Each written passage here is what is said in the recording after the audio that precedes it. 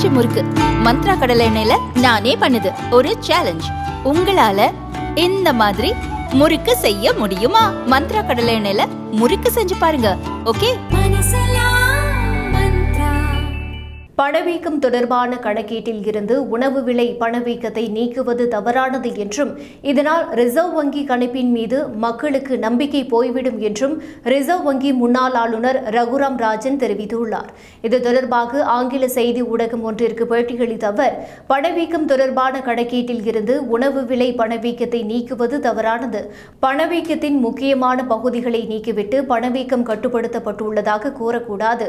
உணவுப் பொருட்கள் அல்லது வேறு ஏதாவது பொருள்களின் விலை விண்ணை முட்டமளவு உயர்ந்தால் அது பணவீக்க கணக்கீட்டுக்குள் இல்லாத நிலையில் ரிசர்வ் வங்கி கணிப்பின் மீது மக்களுக்கு நம்பிக்கை ஏற்படாது என்று தெரிவித்தார். அனைவரும் வங்கி கணக்குகளை தொடங்க வேண்டும் என்பது பிரதமரால் உருவாக்கப்பட்ட ஒரு முயற்சி. வங்கி கணக்குகளின் எண்ணிக்கையை அதிகரிப்பதில் பிரதமரின் முயற்சி வெற்றியடைந்துள்ளது. ஆனால் அடுத்த கட்டமாக மக்கள் தங்கள் வங்கி கணக்குகளை பயன்படுத்தினார்களா என்பதை உறுதிப்படுத்துவது அவசியம் என்று ரகுராம் ராஜன் வலியுறுத்தியுள்ளார். மேலும் வங்கிக் கணக்கை திறப்பது மிகவும் எளிதானது. ஆனால் அதை மக்கள் பயன்படுத்தாமல் விட்டுவிட்டால் அதை என்ன செய்வது என்று அரசு யோசிக்க வேண்டும் என அவர் குறிப்பிட்டுள்ளார்.